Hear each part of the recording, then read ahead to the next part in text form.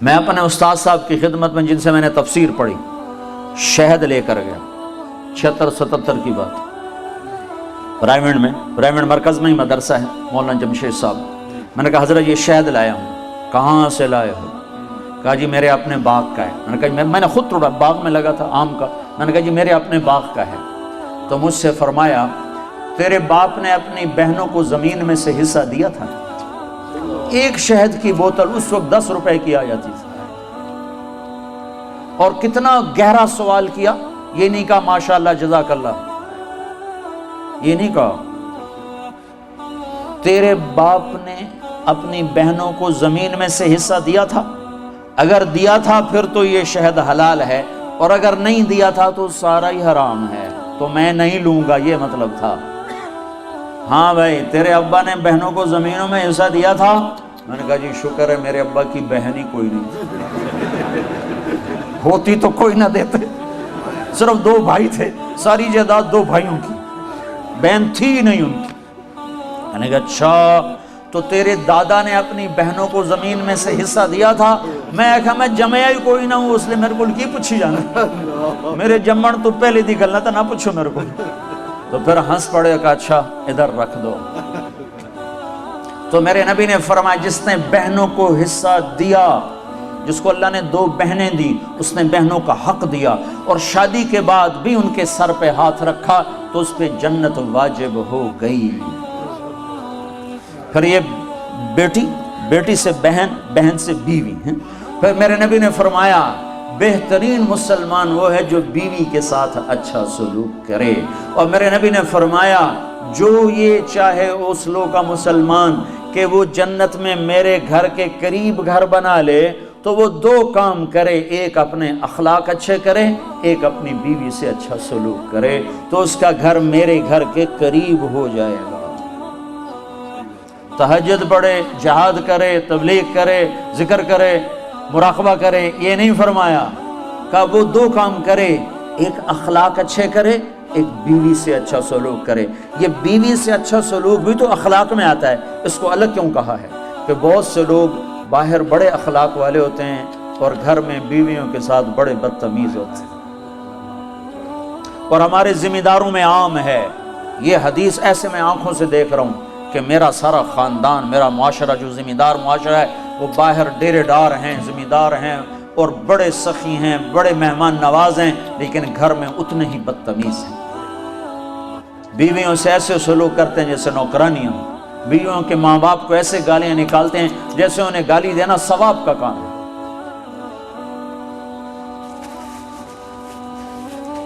تو اس لیے اس کو الگ ذکر کیا کہ جو یہ چاہے جنت میں میرے گھر کے قریب گھر بنائے۔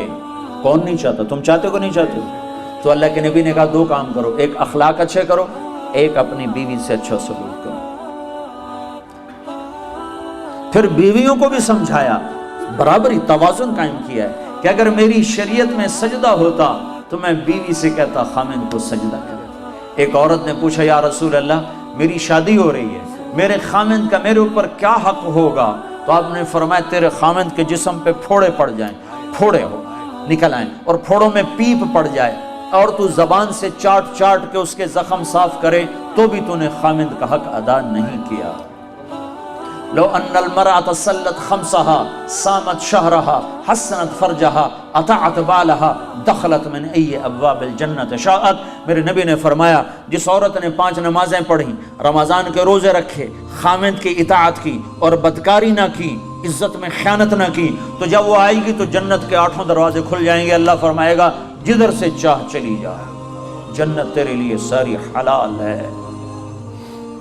یہی عورت ماں کے روپ میں تبدیل ہو جائے تو میرے نبی نے فرمایا کاش میری ماں ہوتی اور میں عشاء کی نماز کے مصلی پر ہوتا اور میں سورۃ فاتحہ شروع کر چکا ہوتا، اور ادھر سے میرے گھر کا دروازہ کھلتا اور میری ماں کہتی بیٹا محمد، تو میں اس کی خاطر نماز توڑ دیتا۔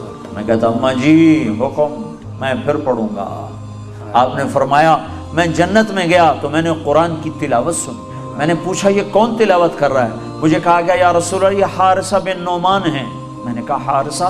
وہ تو مدینے میں بیٹھا ہے، ابھی مرا تو نہیں ہے کہ جنت میں اس کی تلاوت گونجے؟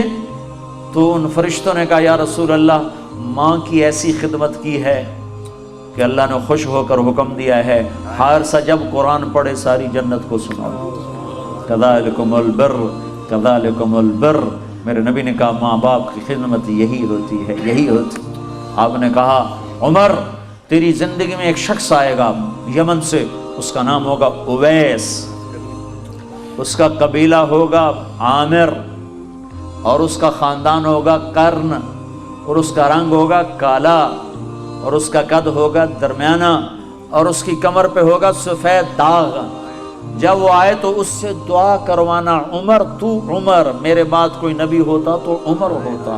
اور نبی کے دائیں طرف عمر کی قبر ہے، بائیں طرف یہ نقشہ ہے قبروں کا. ایک قول کے مطابق کہ درمیان میں اللہ کے رسول ہیں، سیدھے ہاتھ ابو بکر، الٹے ہاتھ عمر. اور ایک قول یہ ہے یہ اللہ کے رسول، یہ ابو بکر اور یہ عمر، اس طرح کر کے. اور ایک قول یہ ہے، ایک قول یہ ہے اس طرح. یہ میرے نبی کی قبر، پاؤں کے ساتھ ابو بکر کا سر، پھر ابو بکر کے سر کے ساتھ پاؤں کے ساتھ عمر کا سر، یوں 3 قبریں ہیں. یا یہ ہے تو بہرحال وہ روضہ رسول میں ہے عمر. میرے بعد نبی ہوتا تو عمر ہوتا. اور آپ مسجد میں داخل ہوئے، آپ کے ادھر ابو بکر تھے ادھر عمر تھے، تو آپ نے دونوں کے ہاتھ پکڑ لیے اور آپ نے کہا دیکھو دیکھو مجھے دیکھو، قیامت کے دن میں ایسے اٹھایا جاؤں گا کہ ادھر میرے ابو بکر ہوگا اور ادھر میرے عمر ہوگا. تو اسے کہا جا رہا عمر اویس سے دعا کروانا. یا رسول اللہ وہ اویس سے کیوں کرواؤں؟ کہ اس نے ماں کی ایسی خدمت کی ہے، جب وہ ہاتھ اٹھاتا ہے تو اللہ اس کے ہاتھ خالی نہیں لوٹاتا. تمہاری مائیں ذلیل ہوتی پھرتی ہیں اور تم یہاں جانتے بھی نہیں ماں ہوتی کیا ہے.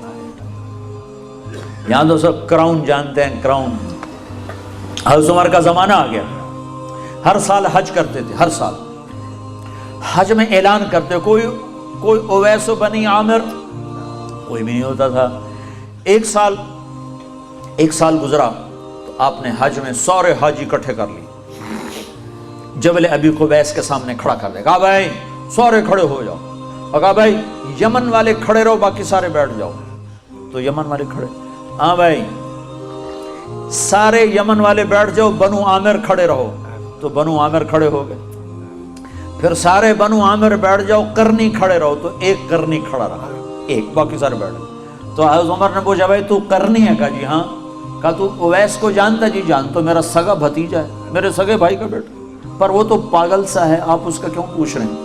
تو حضرت عمر رونے لگے، کہنے کہ پاگل وہ نہیں تو ہے. یہ بتا وہ حج میں آیا ہے؟ کہا جی آیا ہے. کدھر ہے؟ کہا جی وہ اس وقت اونٹ چرانے جاتا ہے عرفات کی طرف. تو آپ نے حضرت علی کو ساتھ لیا اور دوڑ لگائی. گئے تو اویس کرنی ایک درخت کے نیچے نماز پڑھ رہے اور اونٹ ان کے چاروں طرف چل رہے. تو یہ دونوں حضرات آ کے بیٹھ گئے. انہوں نے دیکھا کچھ لوگ آ گئے تو انہوں نے نماز مختصر کر دی. تو انہوں نے پوچھا، حضرت عمر نے پوچھا بھائی کون ہو؟ کہا جی مزدور ہوں. کہا تیرا نام کیا ہے؟ کہا جی اللہ کا بندہ عبداللہ. کہا بھائی وہ نام پوچھ رہا ہوں جو تیری ماں نے تیرا رکھا ہو. وہ کہنے لگا تو میرا انٹرویو کیوں لے رہا ہے؟ ان کو نہیں خبر کہ یہ عمر ہیں، یہ تو تابعین میں سے نا، دیکھا بھی نہیں، پہلی دفعہ حج پر آئے ہیں. تو حضرت علی بول پڑے کہ بھائی یہ امیر المومنین ہیں عمر بن خطاب اور میں ہوں علی بن ابی طالب. تو وہ پھر ایسے کانپ گئے، کہنے میں معافی چاہتا ہوں، میں نے آپ کو نہیں پہچانا، میں آپ کو بھی سلام پیش کرتا ہوں اور آپ کو بھی سلام پیش کرتا ہوں، میرا نام میری ماں نے اویس رکھا ہے. تو حضرت عمر نے کہا کپڑا ہٹاؤ اپنی کمر سے. تو ان سے کمر سے کپڑا ہٹایا تو سفید نشان تھا. تو کہا ہاتھ اٹھا اور ہم دونوں کے لیے دعا کر. وہ رونے لگے کہ میں تو آپ قدموں کی خاک نہیں، میں آپ کے لیے کیسے دعا کروں؟ کرنی پڑے گی. ہمارے نبی نے ہمیں کہا تھا کہ تیری ماں کی خدمت نے تجھے وہاں تک پہنچا دیا ہے کہ تو یوں کرتا ہے تو اللہ لبیک کہتا ہے.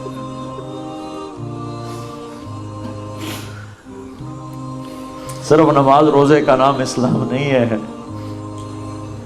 اور بھی دکھ ہیں زمانے میں محبت کے سوا، راحتیں اور بھی ہیں وصل کی راحت کے سوا. اخلاق کا بہت بڑا باب ہے جس کو امت نے بھلا کے رکھ دیا. انسانی حقوق تو پائمال ہو گئے، تباہ ہو گئے. تو حضرت عمر نے دعا کروائی، پھر انہیں ہاتھ اٹھائے اور دعا کی ان کے لیے. یہ ماں ہے